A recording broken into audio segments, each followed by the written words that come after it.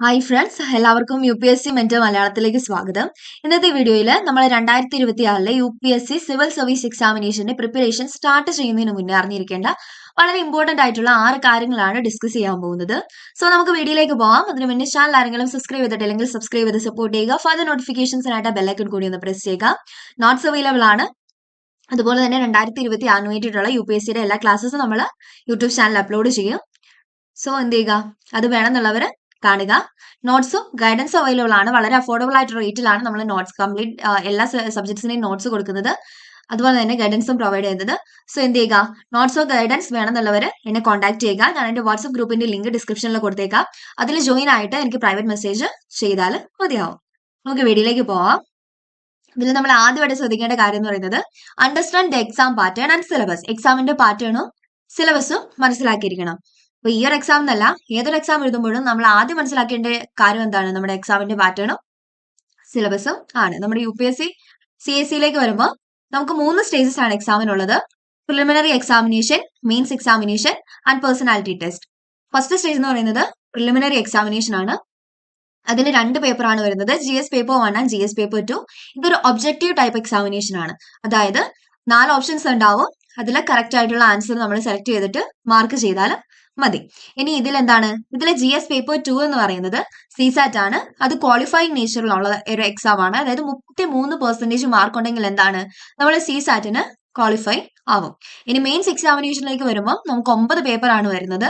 ഇതിൽ essay ഉണ്ടാവും, GS papers വരും, ഓപ്ഷണലിന്റെ പേപ്പേഴ്സ് ഉണ്ടാവും, പിന്നെ എന്തുണ്ട്, ഒരു ഇംഗ്ലീഷ് അല്ലെങ്കിൽ എന്താണ് ഇന്ത്യൻ ലാംഗ്വേജ് പേപ്പറും ഉണ്ടാവും. ഇംഗ്ലീഷും പിന്നെ എന്താണ് ഇന്ത്യൻ ലാംഗ്വേജ് പേപ്പറും ഉണ്ടാവും.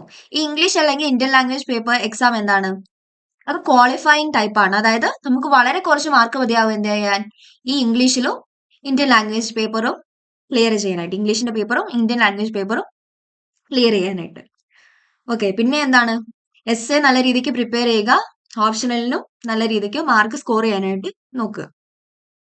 പിന്നെ 3ാമത്തെ സ്റ്റേജ് ആണ് പേഴ്സണാലിറ്റി ടെസ്റ്റ്. ഇതിനകത്ത് എന്താണ്, നമ്മുടെ പേഴ്സണാലിറ്റി, കമ്മ്യൂണിക്കേഷൻ സ്കിൽ അങ്ങനെയുള്ള കാര്യങ്ങളൊക്കെയാണ് നോക്കുന്നത്. അപ്പൊ എക്സാമിന്റെ 3 സ്റ്റേജസ് ഏതൊക്കെയാണ്? ഫസ്റ്റ് സ്റ്റേജ് എന്ന് പറയുന്നത് പ്രിലിമിനറി എക്സാമിനേഷൻ, സെക്കൻഡ് സ്റ്റേജ് എന്ന് പറയുന്നത് mains examination and third stage എന്ന് പറയുന്നത് പേഴ്സണാലിറ്റി ടെസ്റ്റ് അല്ലെങ്കിൽ ഇന്റർവ്യൂ. പിന്നെ ഒരു കാര്യമാണ് സിലബസ്. വളരെ ഇമ്പോർട്ടന്റ് ആയിട്ടുള്ള കാര്യമാണ്. നമ്മൾ എക്സാം എഴുതുന്നതിന് മുന്നേ എന്ത് ചെയ്യുക, സിലബസ് പ്രിന്റ് ഔട്ട് നമ്മുടെ ടേബിളിൽ ഉണ്ടായിരിക്കുക. സിലബസിന് ഒരു പ്രിന്റ് ഔട്ട് എടുക്കുക, അത് സ്റ്റഡി ടേബിളിൽ എപ്പോഴും സൂക്ഷിക്കുക. അത് നോക്കിയിട്ട് എന്ത് ചെയ്യുക, പഠിക്കാനായിട്ട് തുടങ്ങുക. സിലബസ് നമ്മൾ ഓൾറെഡി എക്സ്പ്ലെയിൻ ചെയ്തിട്ടുണ്ട്, അത് വേറെ ഒരു വീഡിയോയിൽ. ഉപകാരപ്പെടുമെങ്കിൽ കണ്ടു നോക്കുക.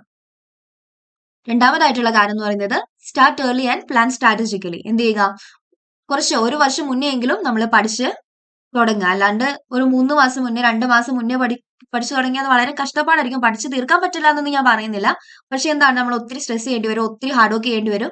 പക്ഷെ ഒരു വർഷം മുന്നേ നമ്മൾ പ്രിപ്പയർ ചെയ്യുവാണെങ്കിൽ എന്താണ്, നമുക്ക് അത്രയും ഹാർഡ് വർക്ക് ചെയ്യേണ്ടി വരുന്നില്ല. ഹാർഡ് വർക്ക് ഉണ്ടാവും, എന്നാലും എന്താണ്, ഒരു 6 മണിക്കൂർ അല്ലെങ്കിൽ ഒരു 4-5 മണിക്കൂർ ഡെയിലി പഠിച്ചു പോയാലും മതിയാവും.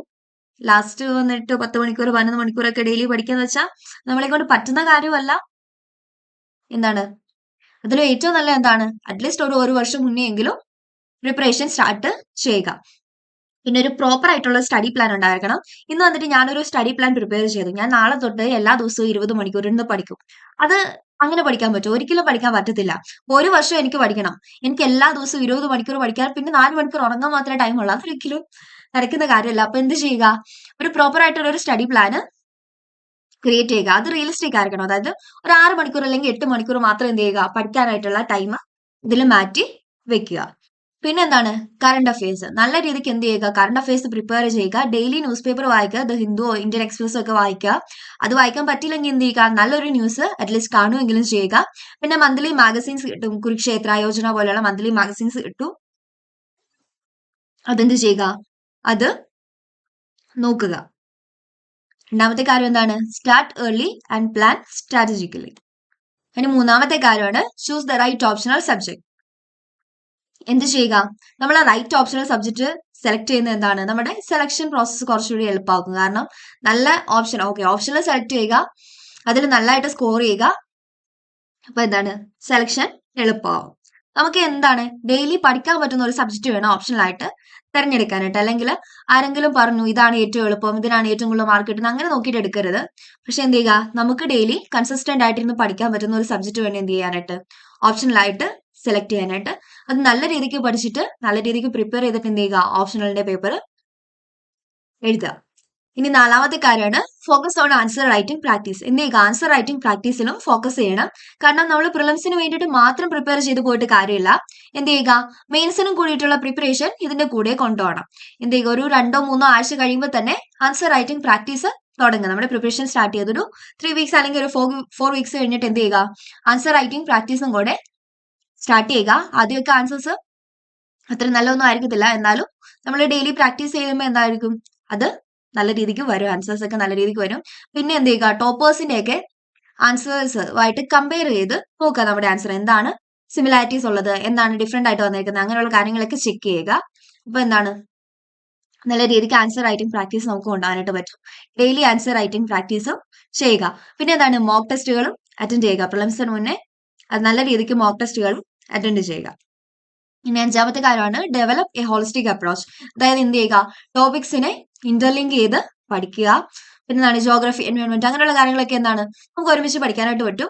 അങ്ങനെയുള്ള കാര്യങ്ങളൊക്കെ എന്ത് ചെയ്യുക, സബ്ജക്ട്സ് ഒക്കെ ഒരുമിച്ച് പഠിക്കുക.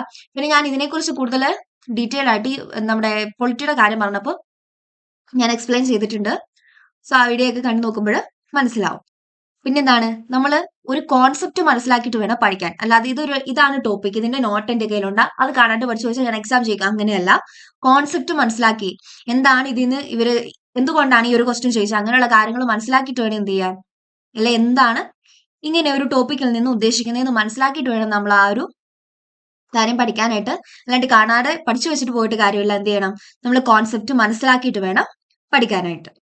പിന്നെ എന്താണ്, ഈ എത്തിക്സ് എസ് എന്നുള്ള പേപ്പേഴ്സ് ഒക്കെ എന്താണ്, നമ്മൾ എല്ലാം പഠിക്കും, GS പഠിക്കും, ഓപ്ഷണൽ നന്നായിട്ട് പഠിക്കും, CSAT പഠിക്കും. പക്ഷെ എത്തിക്സ് എസ് എന്ത് ചെയ്യാണ്, വലിയ കാര്യമായിട്ട് പഠിക്കത്തില്ല, ലാസ്റ്റ് ആണ് നോക്കുന്നത്. പക്ഷെ അങ്ങനെ നോക്കരുത് പോകരുത്.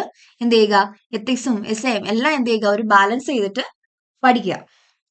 ഇനി ആറാമത്തെ കാര്യമാണ് stay motivated and maintain balance.